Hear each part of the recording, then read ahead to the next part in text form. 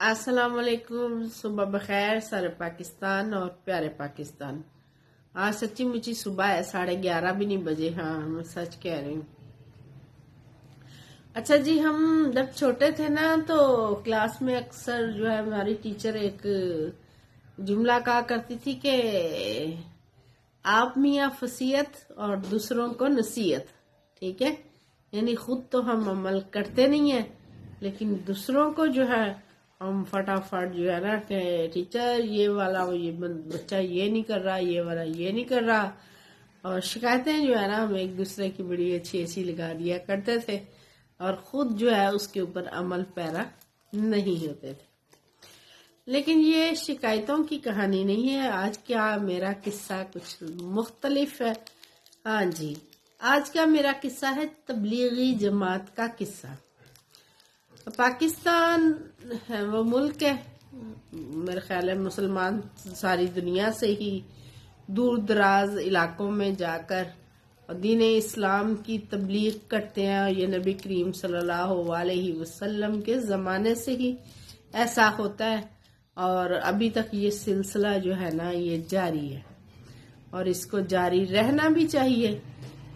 صرف non Muslims کو ہی تبلیغ کی ضرورت نہیں ہوتی، مسلمز جو ہوتے ہیں ان کو بھی تبلیغ کی ہوتی ہے ضرورت، کیونکہ بعض ٹائم ہم لوگ صرف پیدائشی طور پر جو ہے نا مسلمان ہوتے ہیں اور ہمیں بہت سارے معاملات جس میں میت کے احکام ہیں یا غسل کے ہیں یا وضو کے ہیں، دیگر بہت ساری زندگی کے ہر شعبے میں دین جو ہے نا اس کی تبلیغ ہونی چاہیے، اور ہمیں بہت بعض ٹائم قریب کی بہت ہی موٹی موٹی باتیں بھی نہیں پتہ ہوتی، اور بعض ٹائم ہم نمازوں میں بہت غلطیاں کر رہے ہوتے ہیں۔ اس لیے تبلیغی جماعتیں نہ صرف دور دراز علاقوں کا سفر کرتی ہیں، خاص طور پہ جہاں مدارس نہیں ہوتے، جہاں صحیح سے ٹیچر نہیں ہوتے تعلیم دینے کے لیے، اور میرا خیال ہے سب سے زیادہ جاہل ہم بعض اوقات شہروں میں رہ کر بھی ہوتے ہیں جہاں سب کچھ ہوتا ہے، لیکن ہم اپنے بچوں کا رخ نہ تو مسجدوں کی طرف کرنا چاہتے ہیں اور نہ مدارس کی طرف کرنا چاہتے ہیں۔ ہمیں تو بڑی بڑی یونیورسٹی اور جن کے جو اسکول او لیول اور اے لیول کروا رہے ہو تو ہمارے بچے ادھر جا رہے ہوتے ہیں، سو ان کو کچھ بھی پتہ نہیں ہوتا۔ ازبکستان کا ایک دور دراز کا دیہات تھا، اور وہاں پر پاکستان سے ایک تبلیغی جماعت جاتی ہے تبلیغ کرنے کے لیے۔ پاکستان کی ایک تبلیغی جماعت جو کہ ازبکستان پہنچتی ہے تبلیغ کے لیے، تو ان کو ٹھہرنے کے لیے جو ہے نا مسجد میں جگہ دی جاتی ہے۔ اب دن ہے جمعے کا، نماز کا جو ہے نا وقت ہو گیا، تو جماعت میں سے کچھ لوگ باہر سے وضو کر کے آتے ہیں اور جوتا باہر اتارنے کی بجائے جوتا لا کے اندر مسجد کے اور ایک سائیڈ کونے میں کہیں رکھ دیتے ہیں۔ اب یہ سارا منظر ایک بوڑھا شخص جو ہے نا وہ دیکھ رہا تھا، اور اس نے خاموشی اختیار کی، مگر نماز شروع ہو جاتی ہے، خطبہ ہوتا ہے، نماز ہوتی ہے، آہستہ آہستہ لوگ چلے جاتے ہیں، تو اس بوڑھے نے پھر اس شخص سے سوال کیا جس نے تبلیغی جماعت کے جس ممبر نے جوتا اندر لا کے سائیڈ میں رکھا تھا، جناب آپ جوتا آپ نے اندر لا کے رکھا، کیا آپ کے ملک میں مسجد سے جوتے چوری ہو جاتے؟ تو اس شخص نے جواب دیا، بدقسمتی سے ایسا ہی ہے کہ ہماری مسجدوں کے باہر سے لوگ جوتے چرا کر لے جاتے ہیں۔ وہ بوڑھا مسکرایا اور اس نے کہا کہاں پاکستان اور کہاں ازبکستان، اتنی دور کا سفر آپ نے کیا تبلیغ کے لیے، کیا آپ کو نہیں لگتا کہ اس تبلیغ کی پاکستان کے لوگوں کو زیادہ ضرورت تھی؟ وہ کیا کہتے ہیں نا، بات تو سچ ہے مگر بات ہے رسوائی کی۔ ہماری مسجدوں سے حقیقتاً اسی طرح ہوتا ہے۔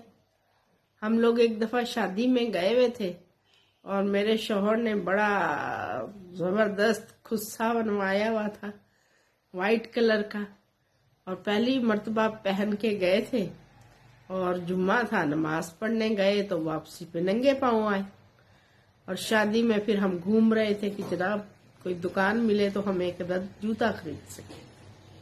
یہ تو ہے ہماری اوقات۔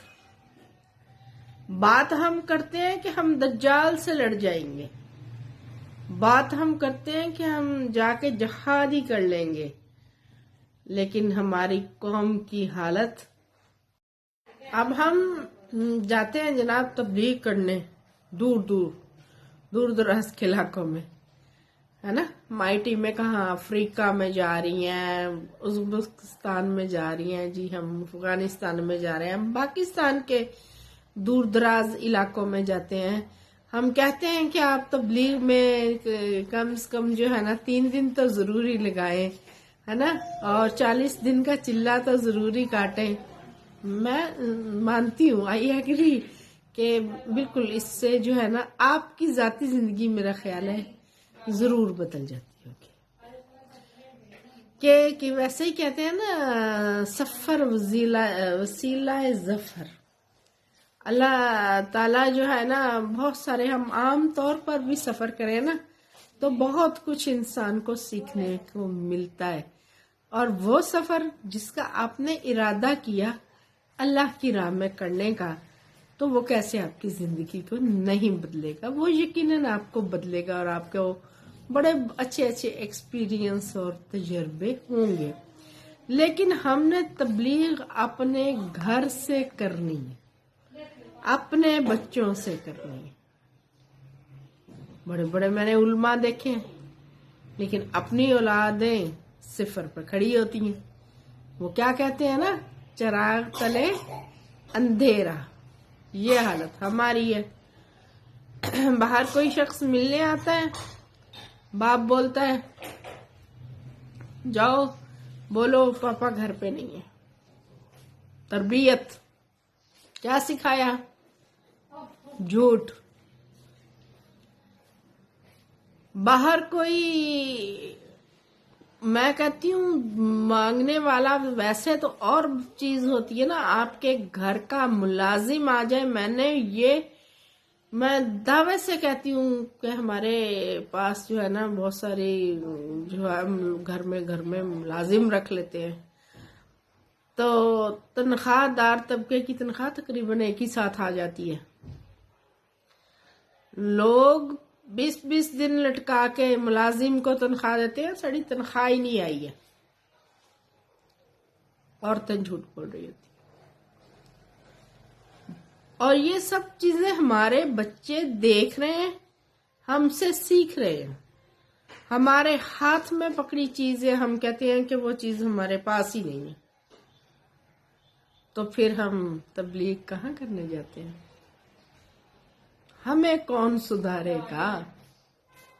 ذرا اس بات پہ بھی تو غور فرمائیے، ہمیں کون سدھارے گا؟